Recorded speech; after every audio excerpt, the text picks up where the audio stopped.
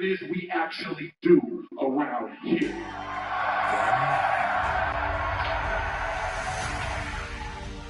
Now. Because if this young man did his homework, he would understand Forever. that he's not a disruptor, he's just a wannabe. You're standing in the ring with one of the original disruptors, Holmes. A man who wore jorts and sneakers even though they said he'd be fired if he did.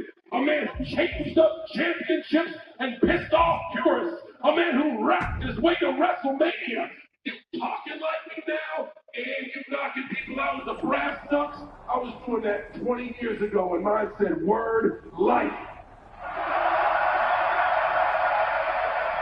Logan Paul, that is your first lesson in basic thugonomics.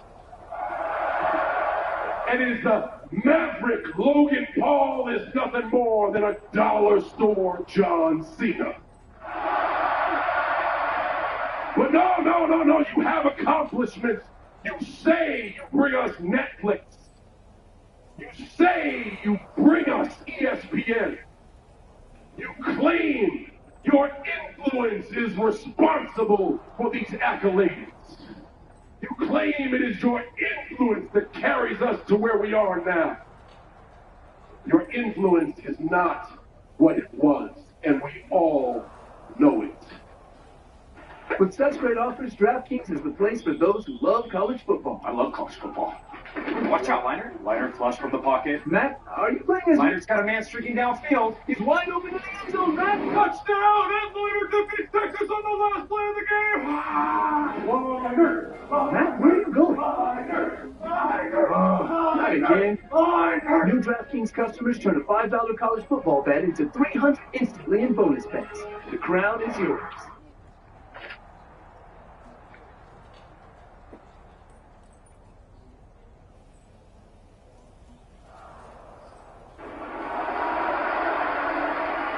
I don't know if you saw, but yesterday I saw a list. A list of the top 25 influencers in the world. Your boys were on there. Drewski, what up, Drewski? I Show Speed was on there. Castanet was on there. Your name, nowhere to be found.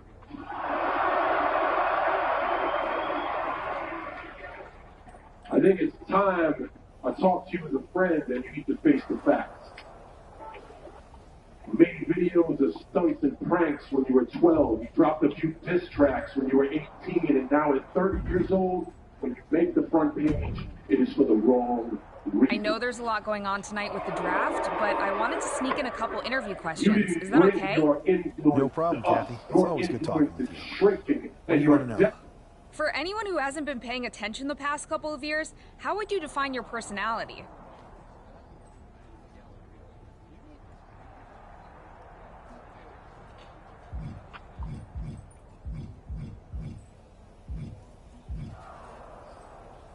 I'll go with what I use on my dating app. I don't like to take things too seriously. I like a good reality TV show, scrolling endlessly through silly pet videos on my phone, and when I'm not busy with that, I enjoy bashing people's heads in.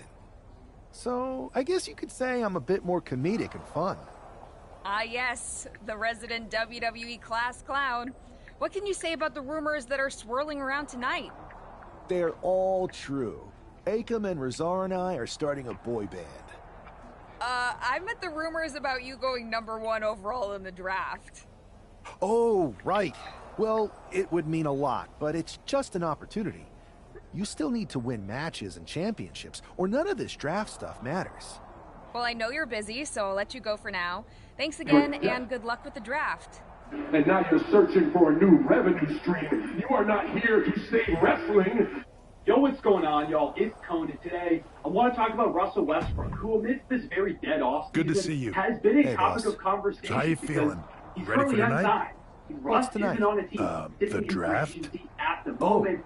And I the was one wanting to option hear that you has work on some equally been out there for a choreography while with now Akam and is Razar. maybe disappearing. But I guess I could squeeze in some time for the draft. With the Denver Nuggets, which, I mean, I guess he must have known. I gotta get going, but you should be proud of everything you've accomplished to get here. Chemistry with Jokic, and clearly there's not a big market out there for him, so that's the only explanation I can come up with for why he decided to leave Denver. He felt like he could get better play time somewhere else, or he knew he wasn't going to get any there.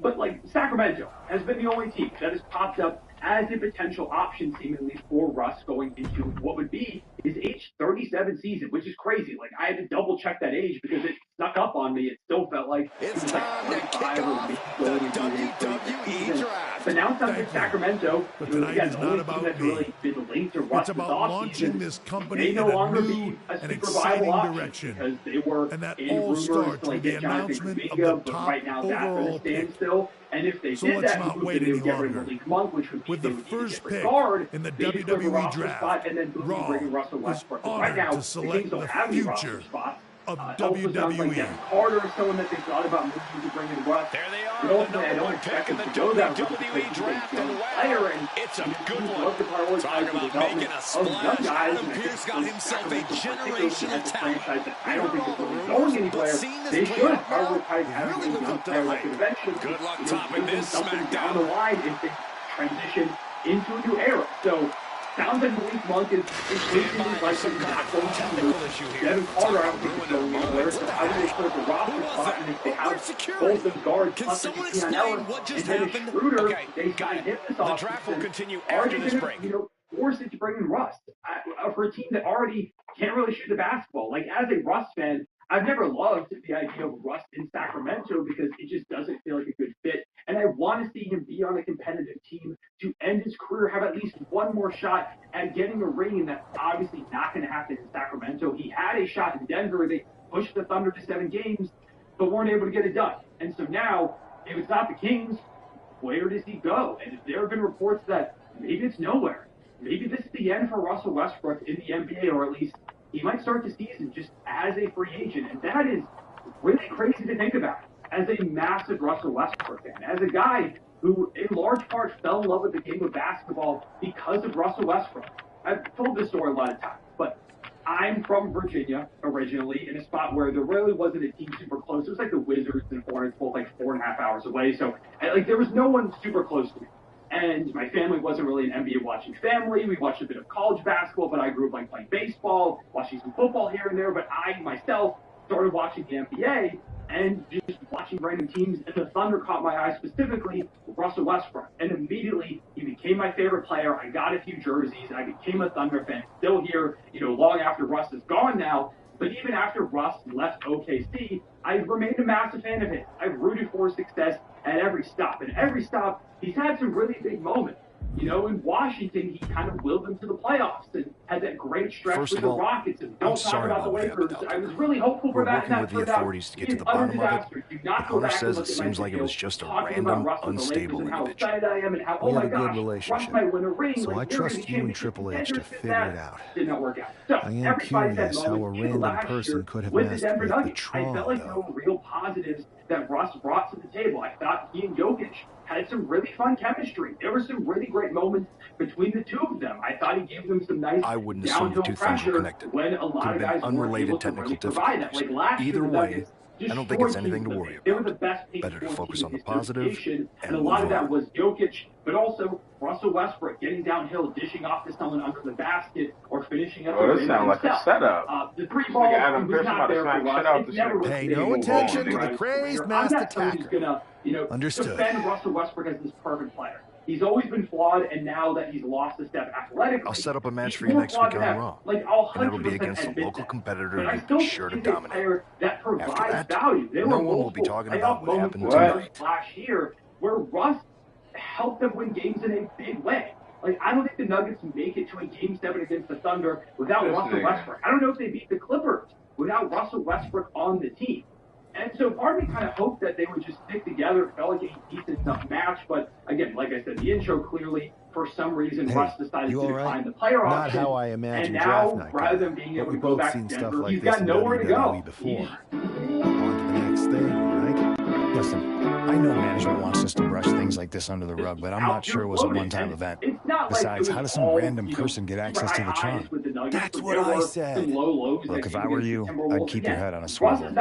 I'm just speculating, but this could be the start of something bigger. He is someone that can provide a lot of value to a number of teams. Any team that could use some guard play, that could use some rim pressure, some playmaking. I appreciate I genuinely think the Rockets but would be I a don't think decent it fit is. for Russell Westbrook. I would Like not I hate said, that whatsoever. on But to it the also next comes thing. to a point where, like right now, also in free agency, still there's like Josh Giddey, there's Jonathan Kuminga. We talked about him. We haven't had a resolution for Quentin Grimes. Like there are some really good young players that, because of the way that free agency has changed, are just kind of floating out there at the moment. Cap space is something that is an absolute premium now in the NBA. Teams just don't really have it because of these big contracts. Young players have become more valuable than ever. Young player development is better than it's ever been in the NBA. Hey, Troy. And so teams are prioritizing younger and younger players, and we're seeing guys get phased out. And I think Russ could end up being part of that next group of guys where he's no longer a great three-point shooter. There are some lapses defensively, although I do think his effort level was pretty solid last season on that defensive end. He brings positives,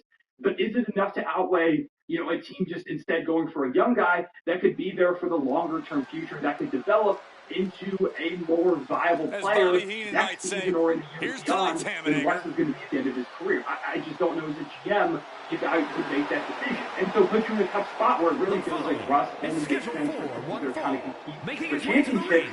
But there aren't a lot of teams that are going to have that type of space. Like the rosters are set. If you are trying to be a competitive championship, the roster probably already set at this really point. fond of And most again, local even competitors, now, but this is Thunder, more like it. who won the What was this guy's championship last MMA record, year, Sexton? the second youngest team to ever do it. And I know there are a lot of Thunder fans that would love to see Russ come back. And it was super cool.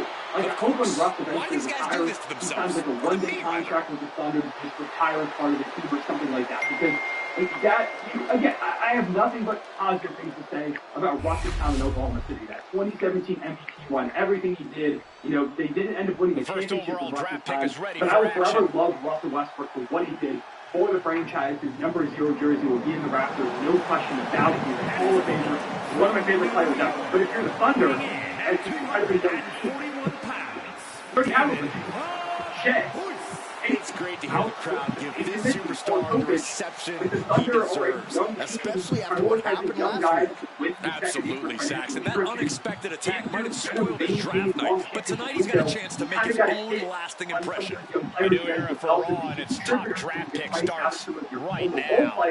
If the Thunder are going to need like a big improvement or one of these guys to hit, so they're not going to give up on one of those guys. You bring in Russ, who's 37 years old. The Rockets are also a younger team looking to go ahead and contend this season. And is Russ going to get real run over like a Colin Thompson or Pete Shepard? They really want to develop a top 5 pick.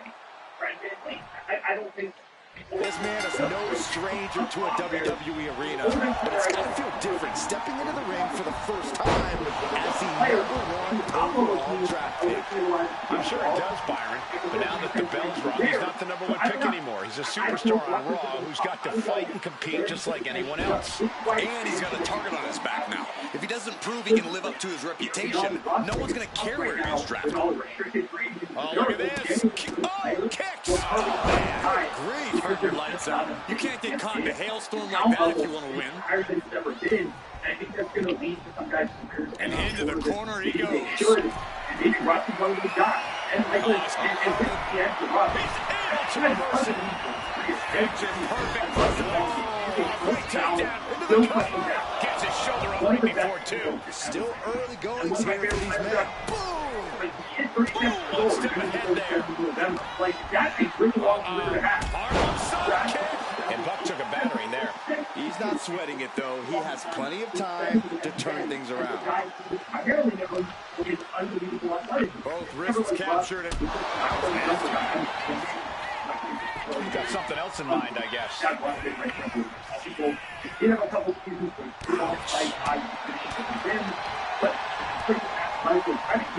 That'll give you whiplash. It's past accomplishment. I think this is the end of Russell Westbrook. And it rewards him because he's being targeted. That Curry, never like the other guys are still in the NBA. kicks to the face. Oh, kicks to the face, and one more for good measure. Nothing was being held back with each of those strikes. Buck comes right back at him. That was nasty. One of my favorite players the move by throwing an elbow into the midsection. Firm control. Big, vicious. He's absorbing a lot of damage here. And now is the time to dig deep, to start tapping into your stamina reserves. Adrian looking helpless to every attack. Yeah, Buck's got to slow down this assault. Incredible agility. That was one big behemoth flying down with authority and force. He's got a mind to count out rules as he heads ringside. Uh-oh. You're gonna see it in power. Picture-perfect example for when you just want to put someone down with authority. And he now slides back into the ring. Nice.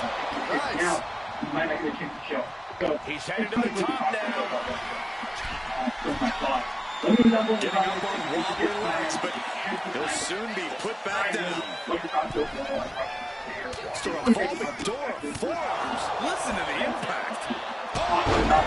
Ouch. He can't seem to find any answer here. It's time to catch that second, maybe even third wind. His mind is turning. Might be close to the end.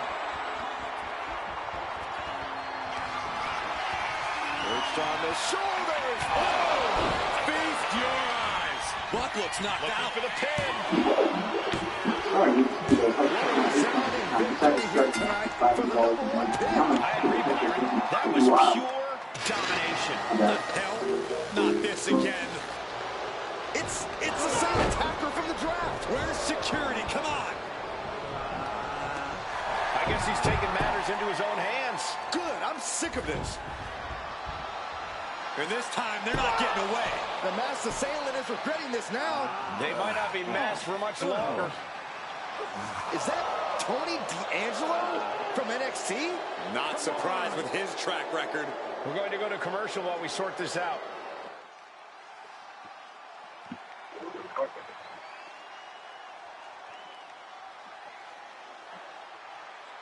You know what's going on, y'all? It's Conan today. I've got 10 bold predictions for the 2025-2026 NBA season, and I do believe that these are bold. Some are bolder than others, but I think all of them classifiable. And it can be covering what won't make the playoffs, player performances, who gets traded, what are we going to do with nature. them? We're going to get some answers. answers. Which predictions we're going to get them right Of course, which one of them aren't even that bold if you think it's such a surefire thing? Because obviously I'm able to all of them. I have no idea.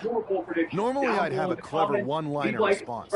We'd maybe go back and forth a bit. It'd be a hoot. Looks like I've got a good cop for every and single bad NBA team. Let's go ahead and get to the 10 I have today. For my first prediction, I have the era has arrived. 8 teams or lower. Let me discuss one. I've seen a little bit of hype around both these teams recently, more so the Mavericks. I know a lot of people think the Mavericks. Why did you target me? Jealous that I was the #1 pick and you weren't even drafted? It's not always about you. It's about us. Them. All of them. Who is them? Your goons? The family? Lardan. I think I've had about enough. We'll settle this when you face me in a match next week. Now get this attention-seeking mafia wannabe out of here. You've got a lot of not very convincing sugarcoat either. I do think for defense and rebounds, I'm convinced they would have this projection. But I feel like if the offense struggles enough to keep an injury, Kyrie doesn't come back, which is realistic, but he just doesn't play this season. In this low Western Conference, I think there's a real world where they're fighting for their playoff lives very, very late into the season. And just with the Washington Bucks, kind of in the East, people are talking about how weak it is. Yeah, it's easy to compare. So you got the bad guy, huh? Looks like it. I know Triple H and everyone is telling you this is over now, but I still think there's more to come. I think so too. I don't think D'Angelo would do this on his own. Whether it's his family or someone else behind the scenes, there's got to be other people involved. Exactly. And the entire roster should be on the lookout. I know I will be. I just want to see it. Giannis is all time. Like, he's one of the best players ever, one of the best in the world right now, still in the league. But if you take a look at the rest of that roster, it's way too big. I worry about them on both sides of the ball. They've got no top tier talent on one side of Giannis. They've got some good, not great players. Yeah, I think this one good deficit passes and Giannis is good enough to make this foolish. But when I take a look at both these teams, I think I'm lower on them than those people. My second one is that the Thunder, Rockets, Cavs, and Nuggets all win 60-plus games of 4 teams tied the NBA record. Thunder, self-explanatory, they won about 68 last year. I think they can get close to that again. The Rockets won the low 50 last year without a real half-court offense. You put Kevin Durant, Jordan Smith in the fold, and another young player to get better. I think it's very realistic to think they could win 60. The Nuggets, same thing. They got better. They dealt with some big-time ups and downs, especially early on in the season. I think they'll be more consistent now, and as long as Jokic is healthy, they're going to be a threat every single night to not only beat teams, but blow almost anybody out. So they have a good shot at it. Cavs, obviously, last year also. 160-plus, I expect them to just run that streak back. I don't see really any regression coming back. I think the Cavs are going to be even better, and we'll talk about that in a moment. I did still like the Knicks getting there, but I couldn't push myself to say 5 teams. If I had to project, I think the Knicks win like 56, 57. But I do think at least 4 teams would get to 60 wins this season. And honestly, I don't even think that's crazy to say. Speaking of the Cavs, my next take is that Evan Mobley is widely considered the Cavs' best player by the end of the season. I already know some people that would argue that, but I think if you ask most people, they're going to say Donovan Mitchell. And this is not supposed to be a slight at Donovan Mitchell. By the way, he's one of my favorites in the league. It's more so a vote of confidence in Evan Mobley. I think this year he's going to average 21 to 23 points per game. I think he can get closer to 23 because I think the Cavs know they need a lot more Evan Mobley. He needs to have the ball in his hands. He needs to be given more free reign on offense, be more aggressive, for them to unlock that next level. And that, combined with being one of the best defensive players on the planet, at sending playmaking and handle games, I just feel like Mobley is not being respected enough as one of the most high-potential unicorn players in this sport. And I think by the end of the season, he's going to have another All-NBA nod under his belt. When you take a look at that team and how good they are, and I believe they will eventually make the NBA Finals, I think at the end of the season, people look at that team and go, yeah, it's Evan Mobley's squad. My fourth prediction is that Zion and John Morant, the top 2 picks in 2019, are both in heavy trade rumors, and at least one of them is dealt by the dead. This is more so leaning with Zion, but I want to go John there too, because I think there is a possibility his time in Memphis comes to an end somewhat soon. You talk about Zion first. I just don't think this Pelicans is going to be good. Like, if they're healthy, they're somewhat competent with Zion and Brooke Jones and Trey Murphy and Jordan Poole pretty good last year. And you have some intriguing young talent. Embiid had a pretty good rookie season. Jose Alvarado, like, it's not a team to go into any talent. But I don't trust Zion to stay healthy. I don't trust many players at all in that roster to stay healthy. And even if they do, they might be competent, but that's not a playoff team. I don't think they're anywhere close to a playoff team. So when I think about them, and the trajectory they're going, it seems like they're getting younger. Maybe Zion won't be traded by the deadline because they both are picked by trading up for Derek Cruz and the Atlanta Hawks, which still blows my mind that that's a move that they made. But I can see a world where Zion, either he's due to an injury at some point, or he's healthy and having a monster season with the Pelicans are still not very good, and they decide to sell high at the moment where they just feel like they can get whatever they are looking for him and not risk the chance of him being injured and then going back down. As for John Morant, you don't have to be a VIP to get more than just saving your product. It's 24/7 fast-friendly claims of that. Could I get a picture? Yeah, it's not like you run into animal celebrities every day. Stop! Stop the ball! Get more than just savings. Get more with Bck. Okay, great. Are you with me? Yeah? You doing this? Alright, you can go for it. MS can be a constant role. That's why adults with relapsing or primary progressive forms of MS choose Ocrevus de Novo. It's proven effective in reducing relapses in RMS and slowing disability progression in RMS and PPM. Given 2 times a year in a 10-minute injection. Don't receive it if you have an active hepatitis B or have a life-threatening allergic reaction to its ingredients. Tell your doctor about your medical history like Hep B vaccination and colitis. If can cause serious side effects. Some may be life-threatening or lead to hospitalization, disability, or death, such as injection reactions and infections, including respiratory, skin herpes, and PML, a rare brain infection, can occur. You'll be tested for Hep B as you can come back with plus serious liver problems. Other serious side effects may include increased risk of cancer, including breast cancer, colitis, and decreases in immunoglobulin. Ask your doctor about starting or switching to. So don't know if this Grizzlies team is going to make the playoffs. I think they got worse this offseason. I don't hate the offseason at all. I think it's a good pickup. I think Cedric Howard could be nice for them. I do think KCP could be a nice addition. But I just don't think they have the top-end talent to compete with the upper echelon teams in the conference, especially like the top 6, 7. Maybe they could get an 8 or a 9 seed. But I just can't really see it, especially when I consider the health of Ja, of Jared. It's just a team in general that deals with so many injuries. I expect them to pop up again. And I think there's a world where by the deadline, if the Grizzlies are underperforming, and maybe they start to think about a pivotal sometime in some significant way, and Ja Morant gets discussed a little bit. I think it's way more likely in this scenario that Zion will be traded. But I do think Ja Morant trade are going to pop up at some point this season. My fifth take is that LeBron James is going to be off the Lakers by mid-season. This one is bold because I don't think a lot of people at this point expect him to be traded during the season or get bought out or anything like that. I'm going to go bold and say that he does, whether it's because the Lakers aren't living up to some expectations. Like, I'm not as high on the Lakers as I've seen some people are. I do think they're going to be good this season, but not really phenomenal the way that some people might be expecting. I think it's pretty clear that Luka is the future of this team. He's the best player on this team. And ultimately, it might come down to a point where there's a team out there that feels like, hey, if we trade for LeBron James, we have a chance right now. And they've got enough salary to go ahead and make it match because they've got expiring contracts. And the Lakers, they think that it's this team if they're not playing that well, or if they feel like they can get better long-term pieces next to Luka Doncic than LeBron, who's got at most probably a couple seasons left, then they can pull the trigger. I don't know. I just feel like we're in for some major LeBron James. I feel like at some point we're going to see him play for at least one more team. I can't tell. We'll see him play for one more team before the end of his career, whether it's going back to the previous destination or landing somewhere new. I just can't shake the feeling that LeBron and the Lakers are not going to be together until the end. Sticking with the Lakers, my 6th bold prediction is that Luka Doncic averages a 30-plus goal triple-double. Maybe this isn't that bold for some of you because he got pretty close a couple of years ago, but it's only ever been done twice in NBA history. Jokic did average a triple-double this past season, but didn't average 30 in the process. I think the Lakers are going to pretty much hand Luka the keys. LeBron's going to probably take a bit of a back seat. And Luka's going to go out there and have the best statistical season of his career. He's on his revenge tour. He's getting in shape. I just think it's going to be a monster Luka season. And he's going to join Oscar Robertson and Russell Westbrook as only the 3rd player ever to average a 30-plus point triple-double. I just think it's his franchise now, so he's going to have the best season of his career. My 7th bold prediction is basically a Kings fire sale. I think Sabonis, DeRozan, and Levine are all dealt away by the deadline. The Kings just those teams DeRozan last summer. Levine midway from the season at the deadline. Sabonis obviously been there a little longer.